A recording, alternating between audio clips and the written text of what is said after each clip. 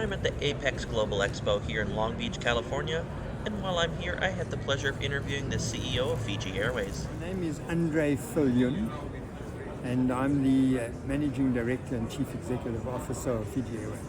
Okay. So you have A330s and the A350. Do you plan to eventually go to all A350 for your wide-body fleet? Well, not necessarily, because where we use our 330s today, markets like Singapore, Japan, Hong Kong, we may be better off with 321 XLRs.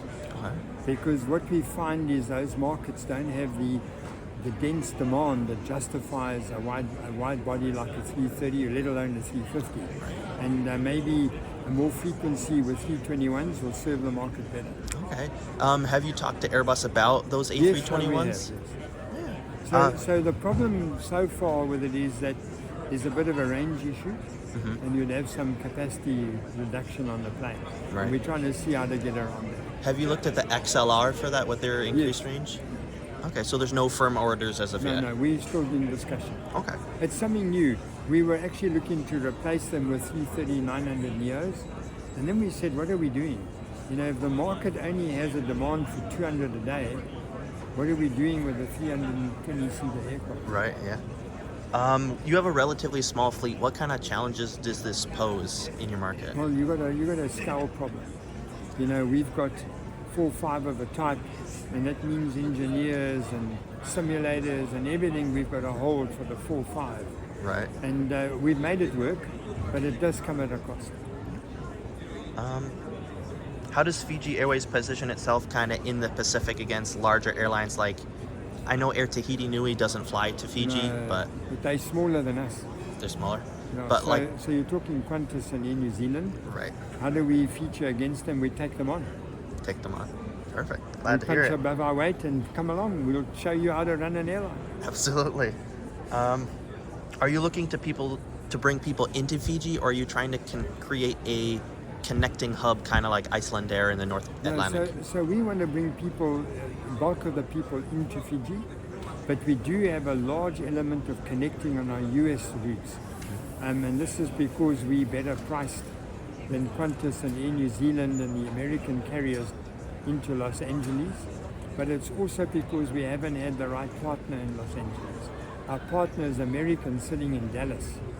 So now that we're flying to Dallas, we hope to see a lot less connecting traffic. Okay. Are you happy with the operational performance of your 350-900s? Wonderful. Absolutely wonderful aircraft. Do you think you'd ever look at the 1000? It's too big for us. Too big. And also, you know, the minute you go to those extra seats, you take a reduction in cargo. And we carry 30 tons of cargo every flight. Okay. So a very important part of our business. I'm sure you carry a lot of passengers for leisure. What issue does that create being primarily a leisure Well, carrier? You heard me earlier say, from a business model point of view, a lousy model. Yeah. Because we say holiday makers, I didn't use the wording, but they want cheap deals.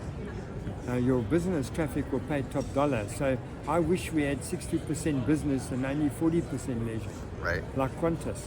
I mean, they smile all the way to the bank, we sweat all the way to the bank.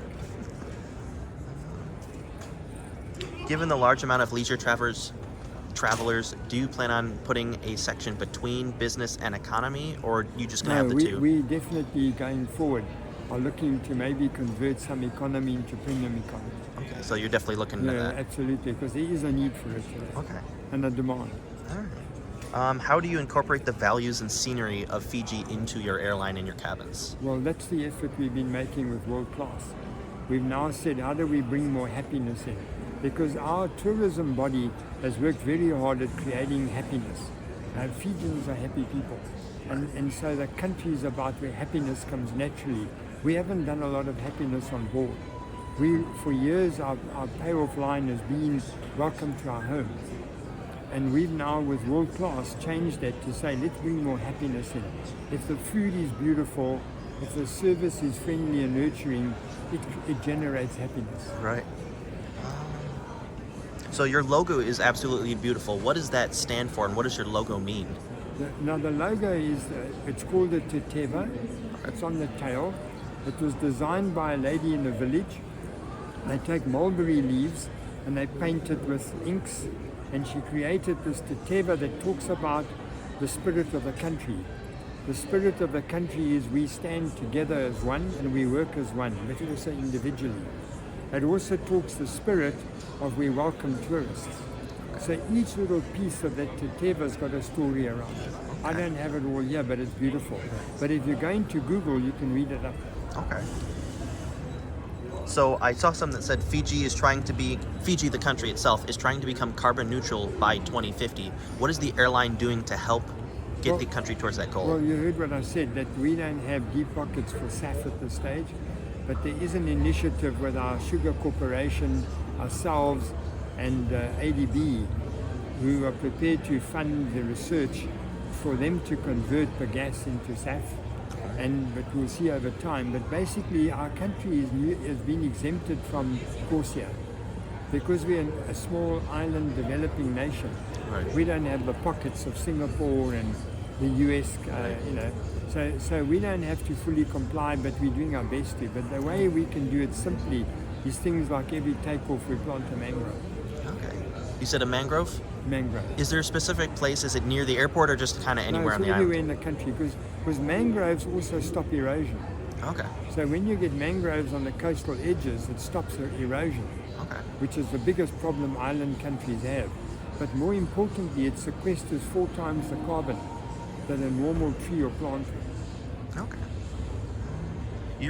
We're coming up on the 1-year anniversary of your service to Dallas-Fort Worth. Yes. How has that been performing? Been doing well. Doing well? It's like all routes, it takes 3-4 years Right. to really develop. But having an amazing partner like American has made a difference. And a lot of those people going into Dallas and out of Dallas are connecting. Yes. Yes. I'll tell you one thing. I'm going into Dallas next week, and I'm definitely connecting out of Dallas when I get to there. So why Dallas specifically? I know you said with American, but there's other American hubs that are closer to Fiji. Because Dallas made sense because the Dallas-Fort Worth Airport did a lot to bring us there. Mm-hmm. They're happy to connect an exotic destination to the airport, Mm-hmm. and American are the same. And as I say, to the extent that they've let us adopt their loyalty program. Okay.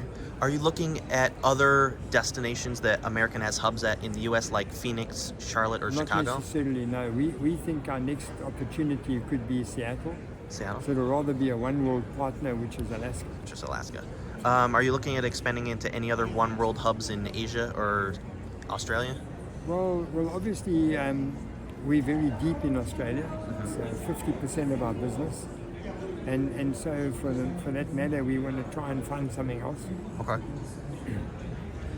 You joined One World a little bit over a year ago in June of 2024. No, in March 25. March of 25. It Okay. went live. Oh, okay, so that's when it kind of was official then. Okay, so what kind of changes have you seen in your business since that One Nothing World? yet. Nothing?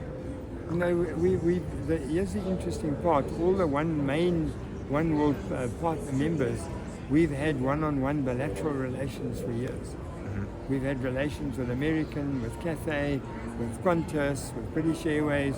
So now it should get better, but it's been a good relationship. Right, so it's just kind of business as normal at this point. And pushing it along a bit more. Okay. I know we talked about North America and Asia. Are you looking at any other smaller islands or island nations in the Pacific?